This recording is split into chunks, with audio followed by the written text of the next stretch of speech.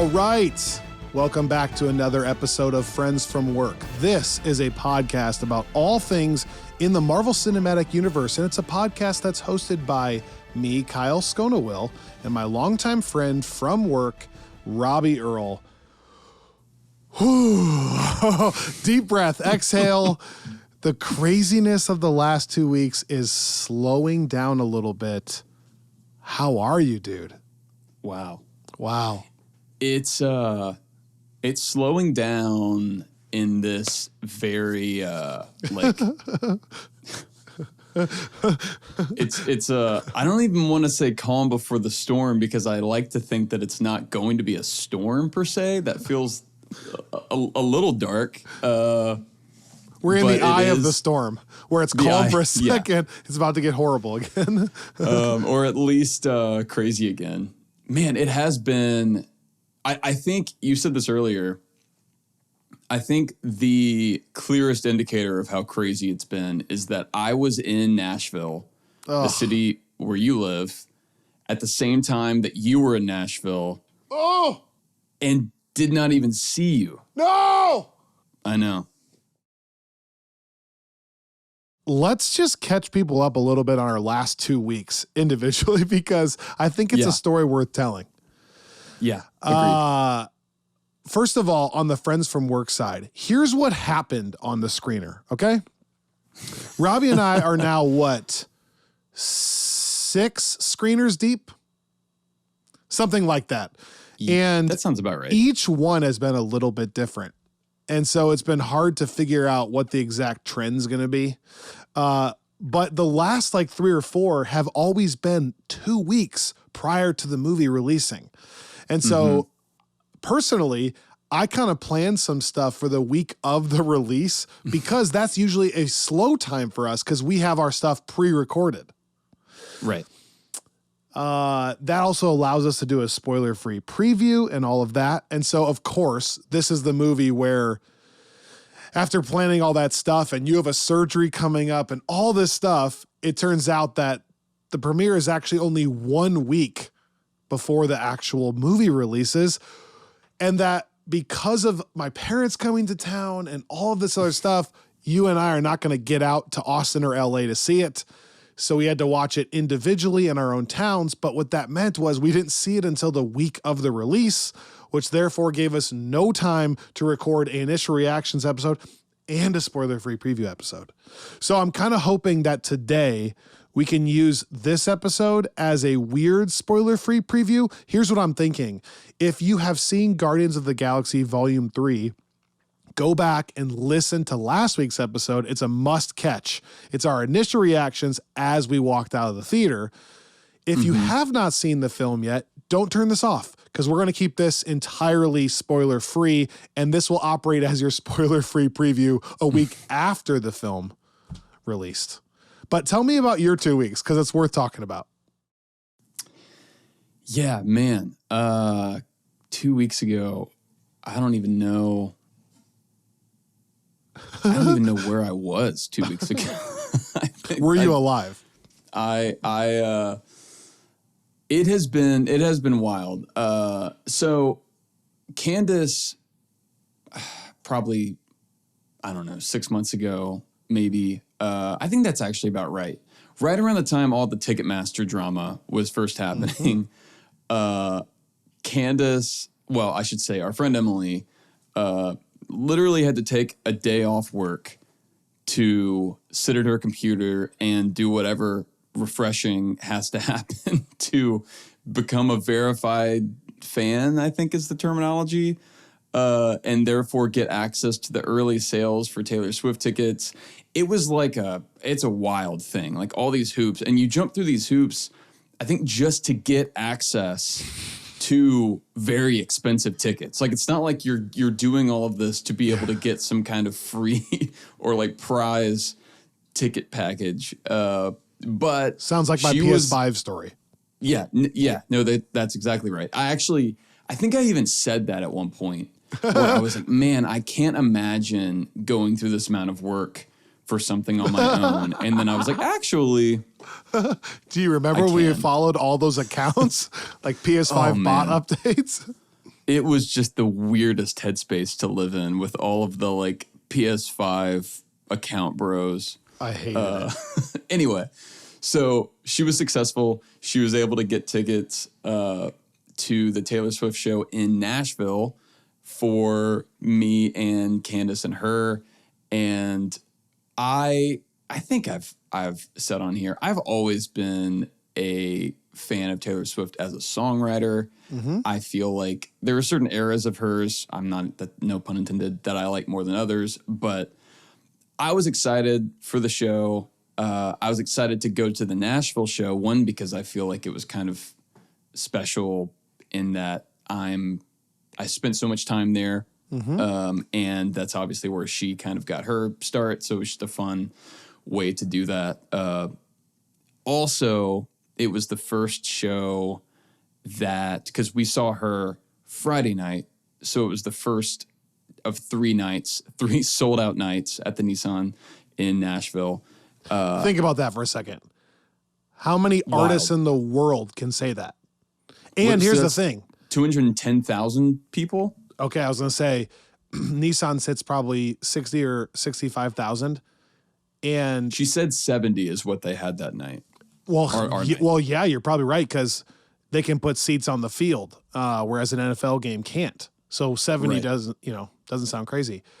But she did 3 nights in a row. Not to mention the tickets were still hundreds, if not thousands of dollars. She probably legitimately could have done 7 to 10 nights in a row. Dude, it was wild. And I mean, what's crazy too, to your point, is not like there's a world where, like, when you think about some of these people that will host shows in Vegas and stuff, you can, and I don't think that this detracts from what they're doing at all, but some of those folks can more or less like lock in a thing and do that every night. And there's definitely she's doing that for sure. I mean, like the cues are all there. It's like and there are, blogs that have followed what she's doing in the set, but she's also changing things up here and there. She's bringing in different openers. She's interacting with them in different ways. She's picking different songs for certain segments. And so one thing that was really fun for our shows, it was the first one that Phoebe Bridgers was joining her for. I'm also a big fan of hers. I've actually seen her live a few times. So I wasn't like, I was excited about it, but I wasn't like freaking out because I've seen her several times. But even that was just a totally different, like the energy that she was clearly feeling playing to a crowd of 70,000 people and people that were excited to see her, which is not always the case with opening acts. And so she was there. She brought Boy Genius out, which was crazy. And then she came back out and played with Taylor at one point. Matt Healy was there, the lead singer of the 1975. There were also apparently rumors that they're dating. I learned so much about pop culture gossip this past weekend that I did not know before. But long story short, it was incredible. If you get a chance to go see that tour, it is really something else. I was trying to not read what the set list was going to be or anything like that, because I don't like to do that before shows. But I had read a couple of, spoiler-free reviews, if you will. I guess. And people were comparing it to like Springsteen, like these kind of like 3-hour epic shows where it just keeps going. And like, how does she even have a voice? Dude, I don't know. I mean, I know that there's, some tricks you can do to try to get some support from backup singers. But like, there were a lot of songs where like some of my favorite moments were just her at a piano or her at a guitar. And yeah. Even the talking. And the talking. It's crazy. And so many of those songs are like kind of shouty, anthemic pop songs, right? So it's like, there's a lot, she's having to do a lot. There's a lot of range being covered. It was really, I came away very impressed with her as a creator. Because I think one of the things that I love so much about Taylor Swift that I think we'll come back to later with James Gunn, actually. Oh, wow. Transition. Come for the Guardians review, stay for the Taylor Swift spoiler-free preview. It's one of those things where whatever you think about her, and whether you're a fan of her music or not, I do. One of the things that's always drawn me to her as a creator is how much she infuses all of everything she does with her own vision. Like, it's like, not only does she write on every song that she releases, you also see how much she puts into the vibe of the marketing, the set production. When you come to like the actual tour, she directs the music videos, which I think are often of middling quality, but she directs them, and she like writes them and is involved. And I think that's just it's super impressive to me, both the level of talent that takes, but also I think that it makes it feel like what you're getting from her, even as a kind of top tier mega pop star, still kind of feels intimate in a way. Like, it still feels like a true reflection of what she's created and what she's trying to share. And that, I think that is what draws people to folks like James Gunn, like these writers and directors that, again, even if not everything, like what we've talked about with like Guardians 2, like even if not everything hits, there's a level of just, it feels good to be watching something that doesn't feel like it was created by a committee. Like, it's not a song that has 12 different writers and producers on it. Even if Max Martin and or Disney still filters the product through to some degree. So that was really fun. I could hear the Taylor Swift show from my house. So my whole neighborhood was texting about it, that if you went outside, you could hear it. I live miles from downtown. Insane. Anyways, other things too. Here we go. Well, and yeah, really the other major thing is just on top of that and Guardians coming out, which, given the nature of this podcast, becomes a somewhat significant week in and of itself. Mm-hmm. We did not know when we planned that trip. Well, I don't think we knew that I was ever going to have a rib removed, period. But we definitely didn't know that I was going to have it removed the Tuesday after that trip. We thought not long ago that it was going to be another week from now, so there would be a little bit more breathing room. So we actually wound up having to come back a little bit early and try to get prepped and get through some work and get everything ready in time for me to get to the hospital at 5 a.m. tomorrow. And if you're listening to this 2 days ago, so 5 a.m. Tuesday, man, I hope it goes so well.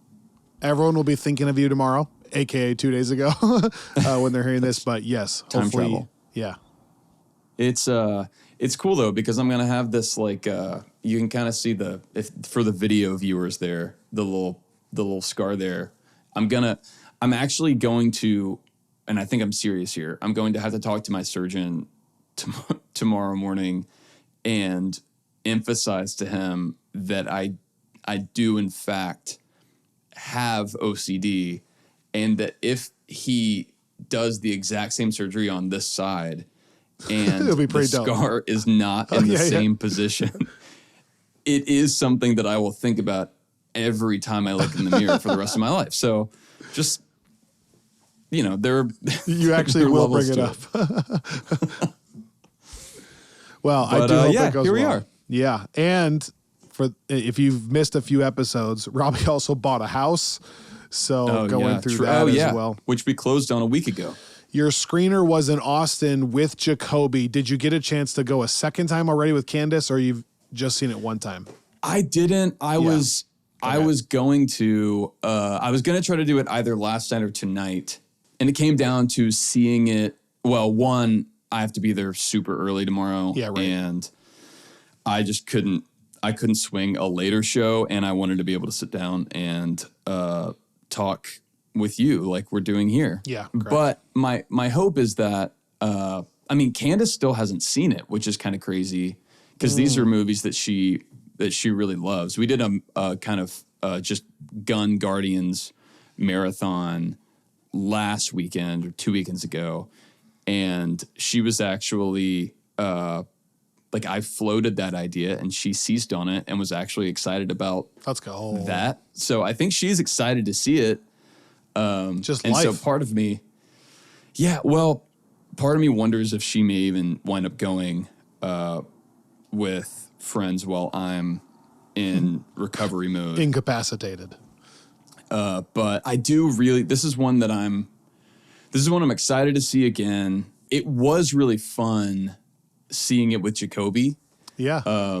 I've never gotten to take him to one of these. I don't even know that I've gotten to really sit down and watch a Marvel movie with him, even with how involved he's been and how much he and I have talked about them when we're talking about Easter eggs and all that stuff for the artwork.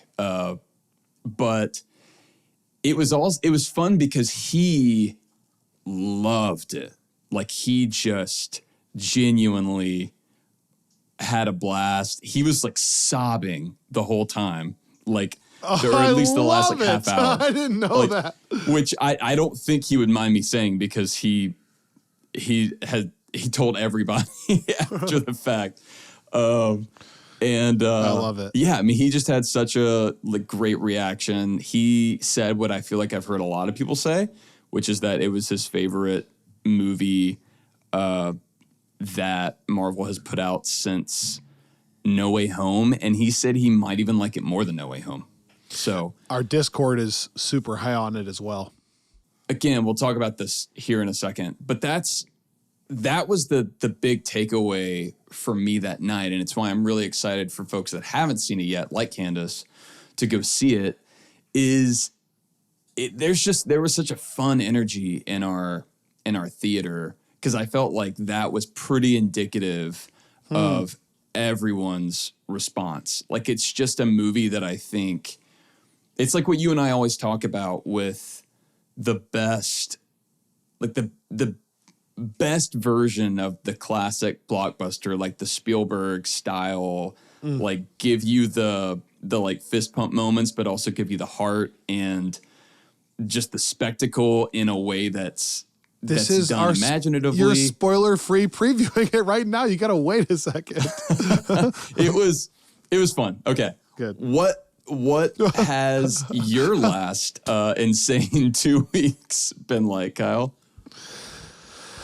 Well, I didn't have a Taylor Swift concert, so that's tough to follow up. But yeah, so we found out that the screener was going to be later. My parents came into town.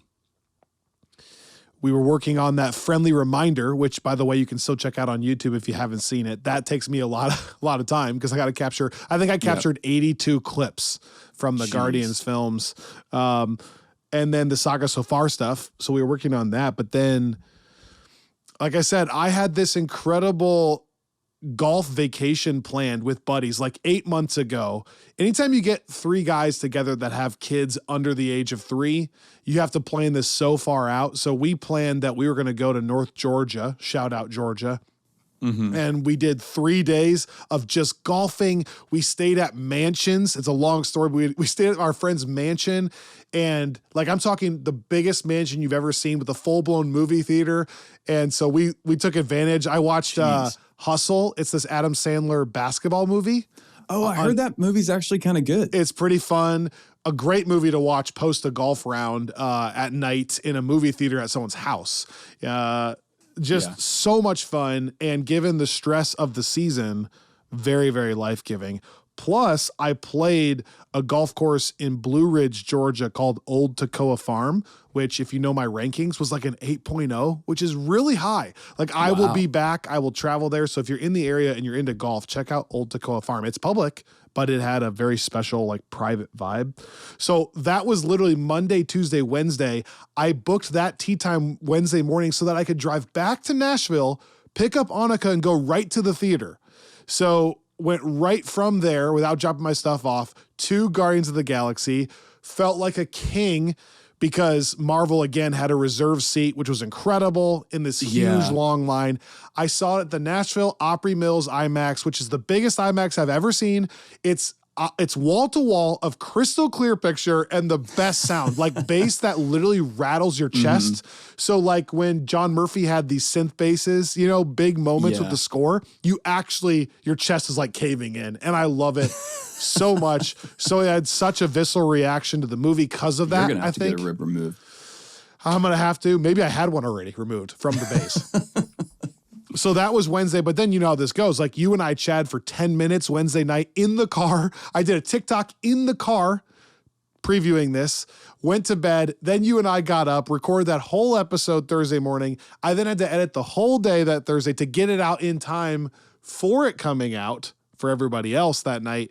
Absolutely insane. And yeah, it's just been crazy. So I'm going to quick also say, while all that's going on, there's a business side of this too behind the scenes. One, trying to get these new shirts from Nerd Riot like I'm wearing right now, which is pretty, look at this. Can you see this? If you're watching. That's nice. Do you kind of like the salmon pink? I kind of like the pink. I got the same one. Did you really? Like in the same color.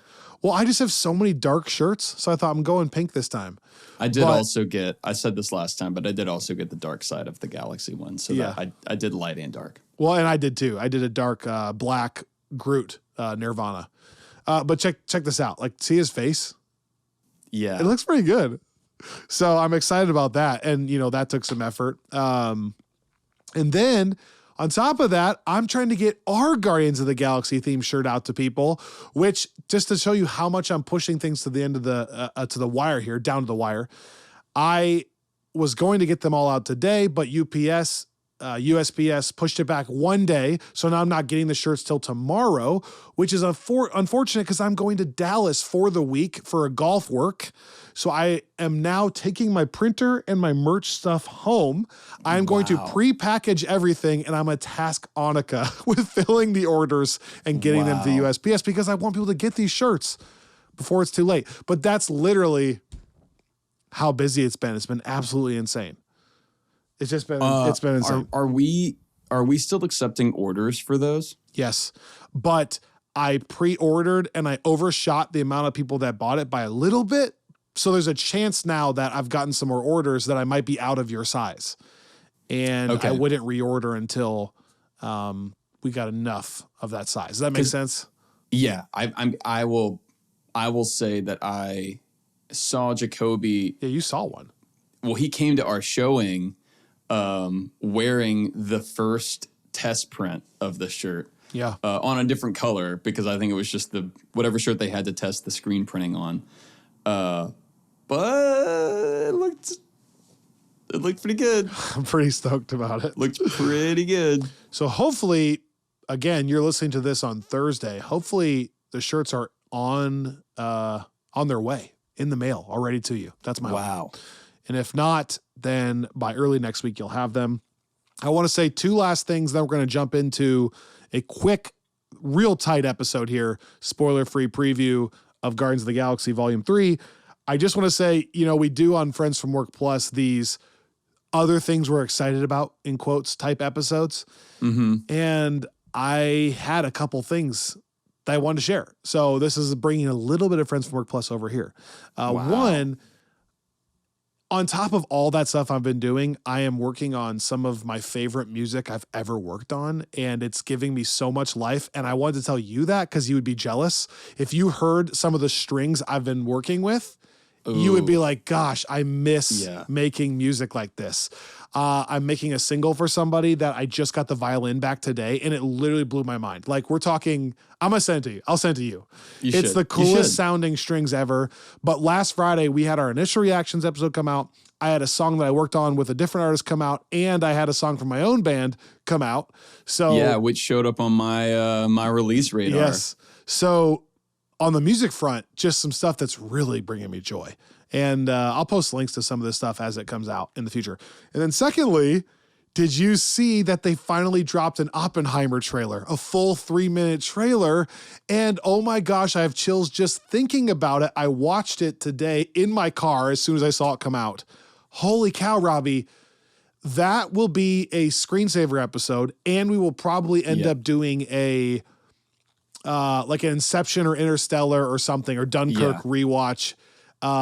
for a Screensaver Plus episode for anybody Yeah. on tier 2 or above. But did you see it? Holy cow. So I saw that it released. I have not actually had a second to stop and watch it. Robbie, it will bring you so much joy.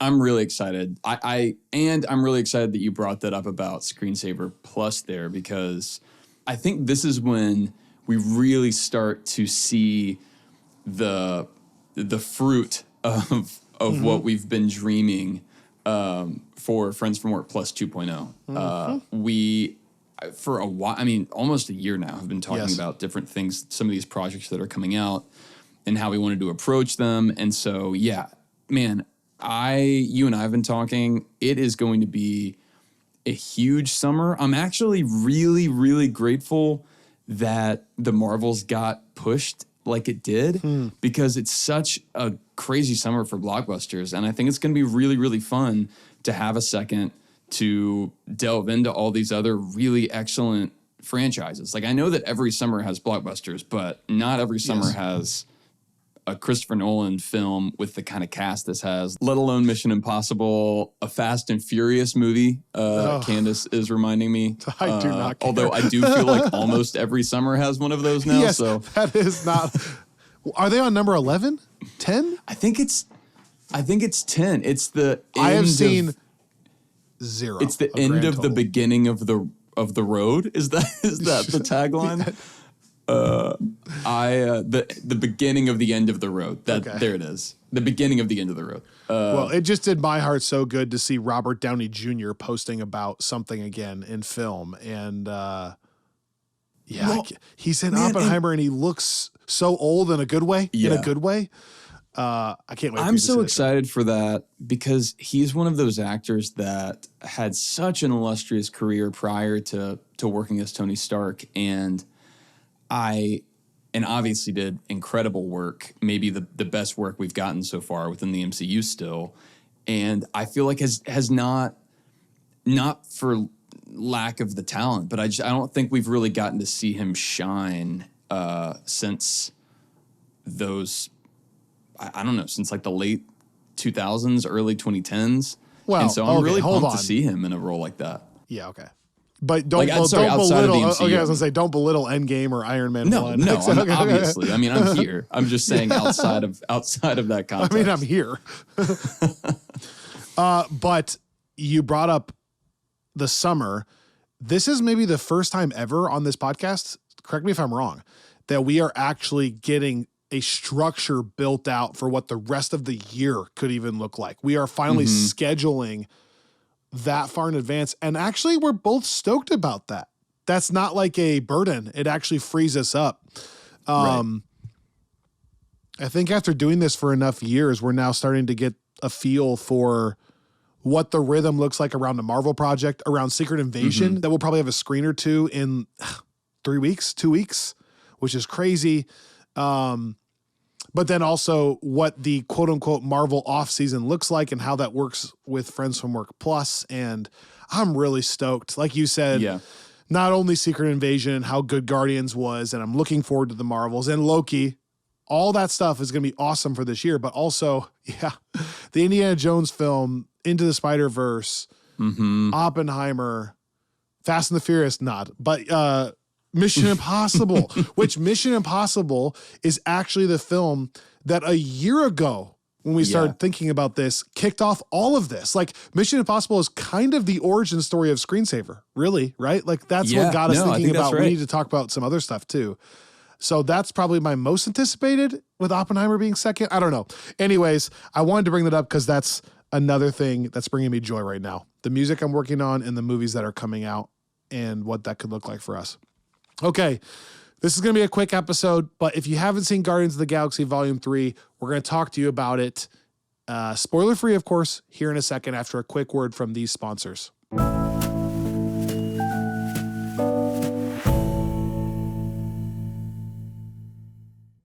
be sure to check out our friends at nerdriot.shop. They have a bunch of new stuff, including a whole new Guardians of the Galaxy line, some new Star Wars stuff. If you are into nerd merchandise, nerdriot.shop is the place to be. And it benefits you, it benefits us, and it benefits them if you tell them that we sent you by using our promo code Friends from Work to save 15% off any item you order on their shop.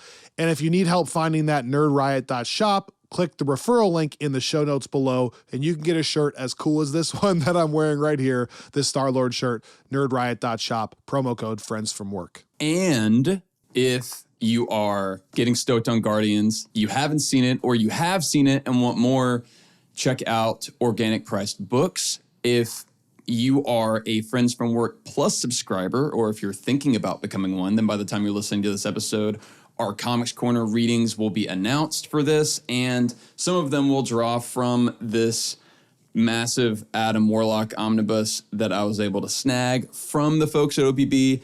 And this has been one of the real, talk about things that get us excited, one of the things that's, I've never read a lot of these old issues, and I sometimes go back and forth on whether to recommend older comics because they tend to turn certain folks off. These are some that I think are going to be a lot of fun to talk about. So if you want to join in on that, or you just want to get any kinds of comics that aren't even Guardians, there are a ton at Organic Price Books, and they are really insanely well priced and really good quality, and it is the best possible way you can get a physical comics collection. So go to organicpricebooks.com, use promo code Friends from Work, and you will get even more of a discount off of that order. And same thing there, if you want a link to help you find it, check the show notes. You can click on that directly, and that will let them know that we sent you. Also, if you haven't gotten a chance, check out our episode called Announcing Friends from Work Plus 2.0. We are super excited about this bonus content that we can give you all. Bonus content including the comic book club that Robbie was referring to, Screensaver Plus like we were referring to just a second ago, merchandise discount codes for all this cool stuff that I'm talking about, and the new shirts we have coming, and a much, much more, a ton of stuff over on Friends from Work Plus 2.0. You can find that by going to our Patreon or our Substack page, or by subscribing on Apple Podcasts or Spotify. And if you have questions about any of that, go to our website, theffwpodcast.com, and you can find more information there on Friends from Work Plus 2.0.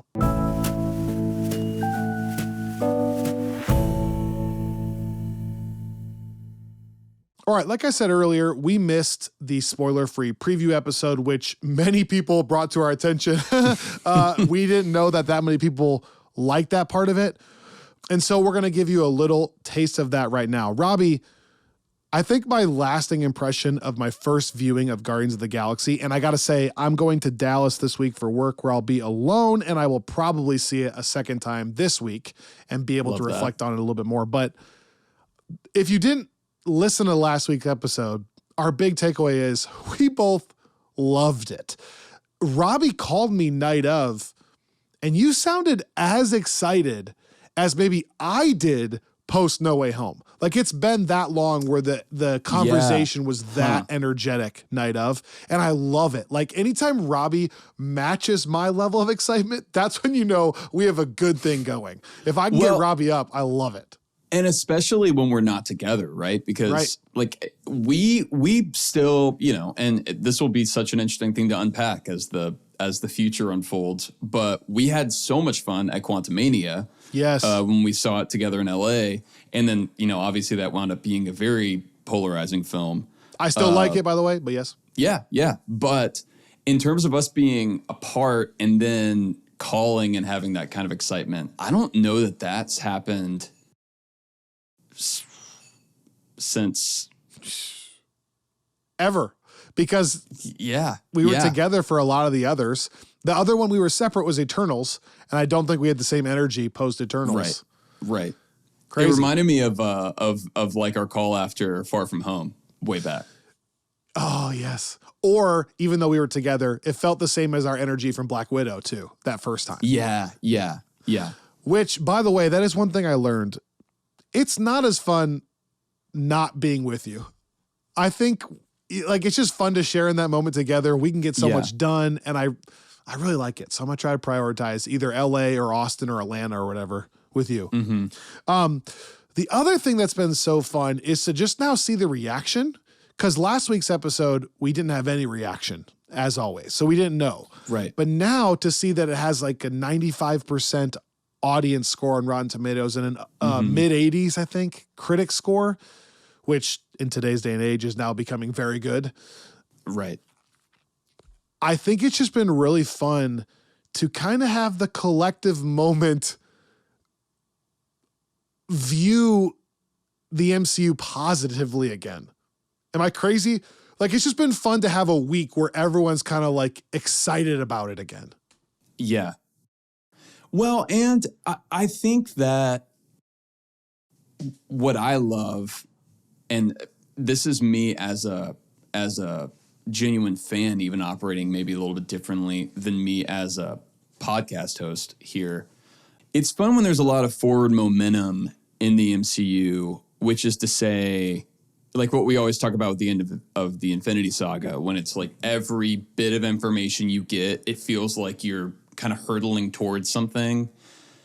And that's one of the things that I think was really fun about Quantumania for the people that enjoyed that. And honestly, I think even the people that didn't, the things that people didn't enjoy about the movie, I don't think impacted how much a lot of folks enjoyed the introduction of Kang and maybe even more so just the introduction of a through line, of what they perceive to be a through line. So I don't want to belittle that, especially, again, from a friends from work perspective. It's really fun to kind of have that theorizing, speculation stuff, even just within the community. That's energizing in a way. But I think just as a straight MCU fan, it also, I love how little of the positive energy you're talking about has to do with that here. Yes. Like, because there's really none of that. I mean, like, and I don't even think that's a spoiler, because James Gunn has kind of come out ahead saying, like, it's a pretty isolated thing. And I think really, if you take Infinity War and Endgame just out of the mix, and you look at what James Gunn has done with these characters, aside from the role Thanos plays in the very first film, there is almost no connectivity with the rest of the MCU. Like, it's like he's doing he's telling his own, and I think isolated is too negative of a word. I think it's just focused, and it's more intimate, and he's not trying to balance too many competing concerns. And so I like that it's not me saying I like that kind of movie over another or whatever, but I do love that it's a focus just on how good the storytelling can be, how fun the universe can be to just live in. And it was like, it felt to me like I loved kind of being immersed in the MCU for a couple hours after that movie. That is a fascinating point that you had not brought up before. You're 100% right, because as a podcast host, there are almost two sides of this. Even the movies that are not well received can sometimes give us a ton to talk about, aka Doctor Strange and the Multiverse of Madness, where it's like we have on one side of it our reaction as fans, and then on the other side of it, like, oh my goodness, what does this mean for Wanda? Where is Doctor Strange going to go after this? Like, what about his relationship with Christine? Is the multiverse now officially cracked open? Like, what could they do with that? How, you know what I mean? There's so many things. This movie actually has very little of that. And that's not even a bad thing. You're right. It's kind of more, the positive reaction is just from us as fans being like, wow, what a great story from these characters. So what's weird is when we sat down to record last week's episode in the morning at like 7 a.m, we both were like, I don't even really know necessarily what to talk about outside of it was just really good and this was really funny and this was well done and this looked amazing. There wasn't a ton of the other side of it, but that's okay.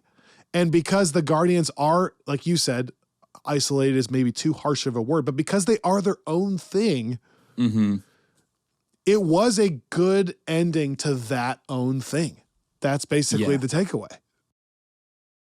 Yeah. It looks good. It sounds good. It's well acted. It's well written. It's funny. It's very emotional. It's dark. It's more gruesome than anything the MCU has ever done. Yeah. It has a good soundtrack, and it's all of those things, and yet it still is a fitting conclusion to the trilogy that James Gunn started.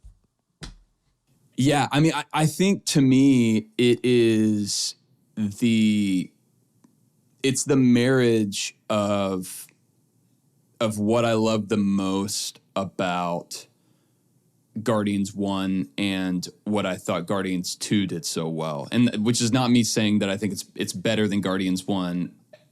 One, the further I go, the more comfortable I am just not having to necessarily rank things anyway. Sure. But even still, it's just hard because one introduces a whole concept. But I think whenever I look back at those, I'm like, well, the first one has this kind of sleek sort of sexiness to it. It's like a mysterious, like this band of space marauders coming together, and you can't really figure out what their motivations are and how it's going to work. And then it does, and it's so sort of delightful. And then Volume 2, I think what we both love about it is how well it does some of the emotional stuff that it does, like the Yondu moment, some of the rocket moments around that. And so this really did give me both of those. Like it gave me like the things that I thought Volume 2 maybe veered away from, and that even to some degree Infinity War and Endgame veered away from, that I really loved about the Guardians as they were first presented. I thought we got back in really creative and really compelling ways and believable ways. Like I think it's hard to do that too, right? Like when you have this group of characters that's gone through not just as much within the plot, but the number of creators that they've now been handed off between.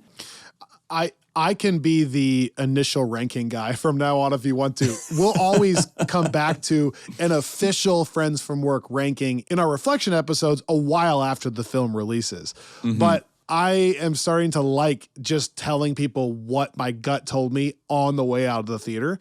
And I said for this one, something in like the 7 to 11 range feels really right for me now. And when you talk about the Guardians 1 comparison, what's fascinating is as we get further and further away from these films, if you're actually trying to rank them, you're going to have to start coming up with and I mean you just like generically, not you specifically, but you have to start coming up with how well does it age and how well did it do for the time or not? Like, are you factoring the time period or not? Because, like, for example, let's just, like, Empire Strikes Back, everyone says is the best Star Wars ever. I think Rogue One, as just a film, does a ton of stuff even better. I think there's stuff with the music that's cool. I think some of the acting is better, if not all the acting is better. The visuals are far better. But are you saying, is it LeBron James or Michael Jordan, right? Is it the greatest or is it the best? Like, are you saying that, like, for the time, though, The Empire Strikes Back had a way bigger impact on film than Rogue One's going to have for its time. And so do you factor that in with Guardians 1 or not? That's up to you. I always like to say, like, are you in the realm? Are you in the ballpark? Like, this movie is good enough to me that I think it's in that top tier, like maybe bottom of the top tier. But if you told me that you like it more than Guardians 1, it's not blasphemous. That's fine. Like you're in the tier now. I can have the conversation. You're in the room. So that's where I say, like, okay, as long as you don't, if you have this like 25th, like to each his own, but I would argue, a lot of things on that front. But if you're in that range, I think we're having a similar conversation regardless. I personally think that Guardians 1 has aged incredibly well and is a little bit more like that sleek thing is a little bit more like the Iron Man 1 thing for me. Like it's a little bit, don't take this the wrong way, a little bit less than this film. Yeah. And I think I like how that sat with me and I still do want to rewatch. So I think I favor Guardians 1, but we're talking like Guardians 1 is like 4 or 5, and this is like 8 or 9. And in my opinion, this is so far better than anything outside of No Way Home that we've gotten since Endgame. Yeah. No, and I think, I mean, it's going to be fascinating to talk about that. Like one conversation I want to have not today is now that we have gotten some more, not just with this, but with Quantumania, with No Way Home, we've gotten some more trilogies, under the MCU's belt than we had for a while, and some that felt like they were trying to be more final installments of a trilogy. Like even with Spider-Man, yes, I think we're getting another Spider-Man film. I still think No Way Home was the close to a trilogy, to a particular trilogy. I don't think we got that as much with Civil War. I don't even know that we got that as much with Ragnarok in certain ways. Pause really quickly. You're right. That's another conversation we have to have. Because you're right. I think the Captain America trilogy, in my opinion, is maybe slightly above the Guardians trilogy. But when you view it as an isolated trilogy, probably not. Because Civil War is not, it's not a Captain America closure. Right. Yeah. And I like there are ways, and again, that's why I don't even want to get into it now in part because I would want to talk about spoiler stuff. But no, I mean, I think there are certain, it's just a fascinating thing to trace certain themes that they tend to explore, kinds of loss, kinds of renewal.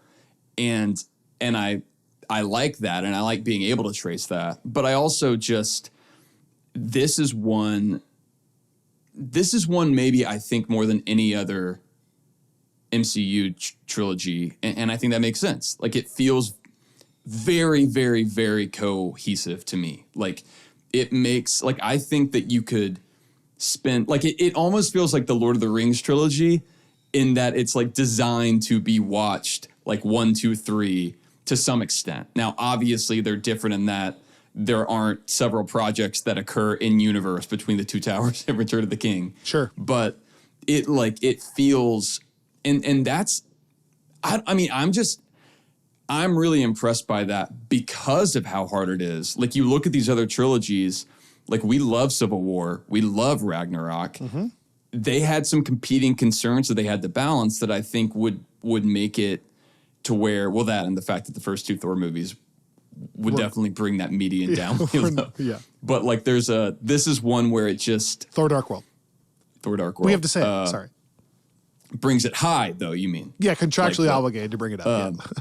You haven't brought up Love and Thunder yet. Can you just say Love and Thunder real quick? Well, that's another conversation we'll have to get into, though. Is the fourth? That's our only fourth one? There's so much to talk about here in terms of the effect that Bob Iger coming back and kind of what he's been trying to institute may or may not have on this and future projects, on the different kind of mutterings about Victoria Alonso and what role she played with certain VFX things. And I mean, I think it's in some ways, Gunn this is his departure from Marvel. He's heading to DC. There's a lot of buzz around the Flash movie.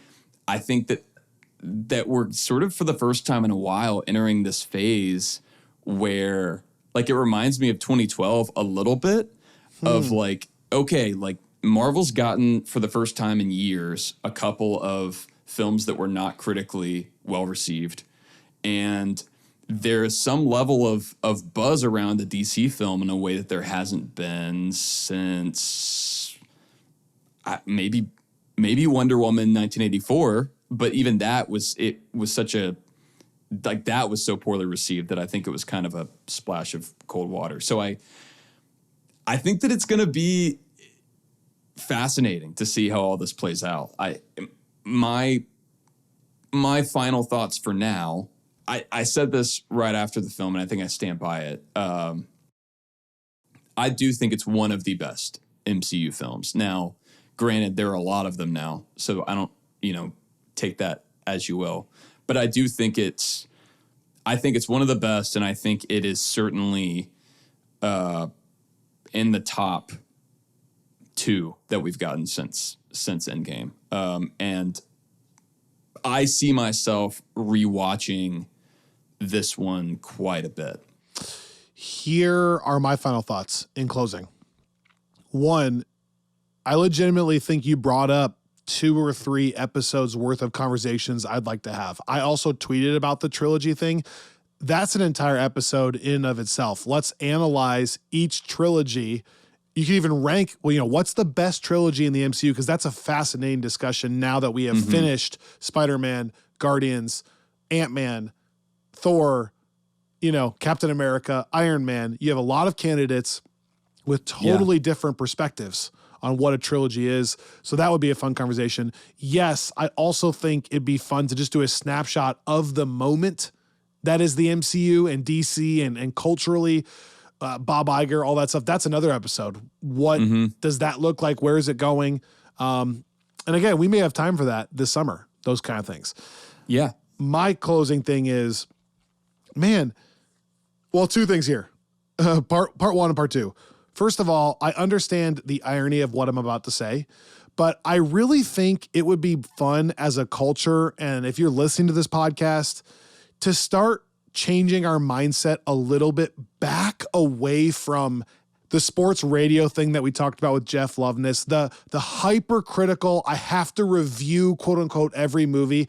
I think it would do us good to start slowly, and again, I understand the irony of being a podcast about this, slowly start changing our mind back towards just being able to be a fan of these things and just enjoy them. Instead of watching the movie, like trying to find things that you like or don't like, or what worked and what didn't work. And I get it. We do that. Right. But in general, when Robbie and I go to that first viewing, we try to remove that part of our brain and just go like, man, we're at a Marvel movie again. Like, remember what this used to feel like? And I really hope our audience can do that with a movie like this, because I almost think sometimes we're missing some payoff if you're not able to do that. Like, you're missing some of the moment that I just don't think culturally was there in 2012, 14, like when Guardians 1 came out. 16. I don't even think we were doing this until 2017, 18. Like, it's a newer fad. So I really encourage you to, if you haven't seen this, go watch the movie and just genuinely have fun. If you like the characters, if you like Guardians, if you like Marvel, and if you like superhero movies or just good stories, then just go in, find a good theater, a good environment, take someone that you want to see it with, and just have fun. And then go to dinner afterwards and just talk about it and how, like, the stuff you loved, and let's share in that joy together. So that's my last plea. If you're going to watch a movie like this, the whole thing is built on you being moved emotionally and having fun. And I think, not to start this tangent, Quantumania was just kind of like, Quantumania took the bullet. It came out at the worst time for this kind of thing happening. Yeah. But we'll get into that later. My last part B of this final thought is just, I've never had to say this before for a Marvel film, but I legitimately think I need to give a little bit of a warning about a few triggering things probably in the film. So if you haven't seen Guardians 3, it is the most adult film in the MCU. It is dealing with some darker and heavier concepts than we've really ever had. And it is more grotesque. It's not Suicide Squad, but it is more than we've ever had. Like we said that before Multiverse of Madness, but this is a step beyond that. This has now gone further. And there is some... there are some triggering animal torture type scenes. So if that is something that really bothers you, I still think you could watch it, but just be prepared that there are some darker elements there. So I want you to go have fun and be moved emotionally, but just be aware that this is more adult, and maybe this is the first time we've had to say, like, think about who you take to the film with you. Although the flip side of that is, I think this is the first Guardians film where we've had a truly great, a truly terrifying villain. So, and that's another thing I want to talk about in our reflection. This is the villain that, like, we've had a lot of good villains in the MCU, and a lot that you kind of like resonate with, or like, hey, like they're doing all this bad stuff, but they also have a point here, or like I see their side. Yeah. You definitely don't see this guy's side, but this is the villain that I've most wanted to actually punch in the face myself. Like, this will be the most you'll be like, oh my gosh, I need them to stop him right now, that you felt in a long time. Is that fair to say? Like, you're watching, you're like, I really dislike this guy. Like, oh my gosh, I dislike him more than I've ever felt about like Ronin or Ego or anything. Yeah. Yeah, for sure. And that's what makes it. I mean, that's it. And it's such a, like, I love that Gunn can create a villain that is more complex, I think, than both of those. But the complexity doesn't mean, like we're just going to give him a tragic backstory. Yeah, like empathy. Exactly. It's not the typical tragic backstory. Good point. It's, man, I'm really, I mean, there's a lot going on talking about his performance and a lot of stuff we have to get into in the future in terms of kind of the rumors that are going on. Also, last plug here, if you are curious about some of the rumors that are going on, one thing that is a recent addition with Friends from Work, we do have a weekly newsletter that's now going out on Substack. If you are a Patreon subscriber, you'll get it there as well. But the easiest way to get it, if you are not a Friends from Work Plus subscriber, or you can also be that through Substack. But either way, we have a free newsletter that's going out every week with some thoughts from us. And then also a really great, really helpful MCU news roundup segment, really kind of entertainment news roundup that our Discord moderator in chief, Greg Arnold, is putting together for us. So if you are missing out on some of that with all the craziness that's been going on, I know we haven't gotten to do many news check-ins.